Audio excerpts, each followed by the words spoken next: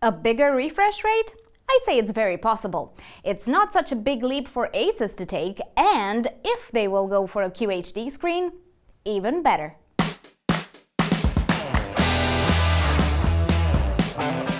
Hi guys, Alina here. Welcome back to Need to Know. Phone releases are not slowing down, not even with summer here. Actually, now is the time for gaming phones to rise, and their king is right around the corner. ASUS ROG Phone 3 is happening, guys! Last year, we had the chance to test the ROG 2 ourselves, and boy, did it not disappoint. It was in fact probably the most well-thought gaming phone we had seen. Many of you loved it, both the phone and the review. But if you haven't watched it, I'll put the link below. It will help you get an idea of what ASUS was able to do in 2019. To put it simply, ROG 2 was and still is a pretty badass phone. So what else can ASUS bring to the table? Turns out there are a couple of things we wouldn't mind seeing, especially for a flagship price. Our TechTheLead crew found out that ASUS is not gonna back away from an honest flagship battle.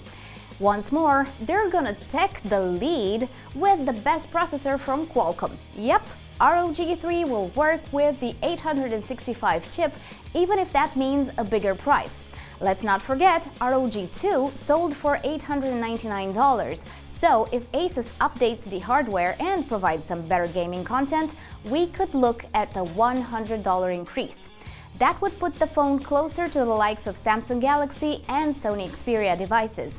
And hey, on the one hand, it's true that we're all trying to mind our shopping this year, but if this phone turns out to be the best gaming phone of 2020, can we really complain? It's got potential. The phone will pair the chip with 8 to 12 gigabytes of RAM, just like the previous ROG.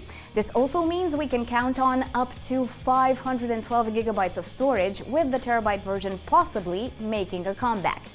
Again, with these specs on the table, the price doesn't seem outrageous, and ASUS is all about not losing their gaming supremacy on the mobile market.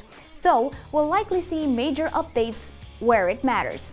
A bigger refresh rate? I say it's very possible. Nubia and Vivo have already gone to 144 Hz refresh rate on their latest flagships. It's not such a big leap for ASUS to take, and if they can transition to a QHD screen, even better. As a gaming phone, we hope they'll keep, maybe even increase, the monster 6,000 mAh battery. And if they can throw us a bone and include a gaming accessory from the get-go, that would be fantastic. If you recall, ROG 2 came with the Aeroactive cooler, but none of the gaming accessories that you gamers really wanted. The Kunai gamepad, the View dock, and more were sold separately. A beefier GPU would go a long way too, and of course, they'd probably win more users over with even more quality gaming titles. We've already heard that ASUS is giving Unity developers access to their SDK. That way, their games could work even better with the accessory lineup the phone has. I love the clear direction ASUS has when it comes to what gamers need and want for a phone. But I hope they're not forgetting that even gamers want to take a selfie from time to time. Really, the ROG 2 camera needs some TLC. During our tests, it over-sharpened details and desaturated colors, so I hope ASUS can do something about that in this third iteration. As for the back camera, adding one more lens can't hurt. A triple camera with a telephoto in the mix would level the field with most Android phone makers. Another thing ASUS might consider this year are physical buttons instead of the capacitive ones. Black Shark showed us they can be done in a neat way that doesn't take away from the overall design.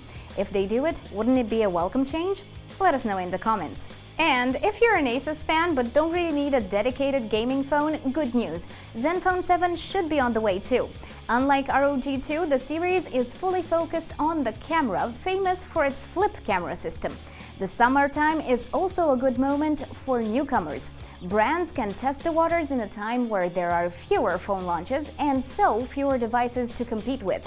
That's the case of Lenovo Legion gaming phone, the first in this series. This one is taking the landscape mode to the next level. Basically, you shouldn't see it as an optional way to hold the phone while playing, but the main way to use it. We know it will run on the 865 Snapdragon with 8 GB of RAM for starters. It's rumored to have LED lights, 2 USB-C ports for charging, a cooling system, and a 5000 mAh battery. It's gonna have 55-watt fast charging, with some saying it could go to 90 watts, which is pretty insane. And it should have a triple main camera and 1 selfie shooter. Pretty awesome, again, for a newcomer. It's gonna go head-to-head with Nubia Red Magic 5G. With a motto like no red, it's magic. It's hard not to make that connection. Could it compete with ASUS ROG Phone 3 though? Or is ASUS's phone gonna be the big boss no one can beat yet? Tell us what you think in the comments, and don't forget, subscribe and hit the bell button if you want to see more videos like this. Stay safe, guys!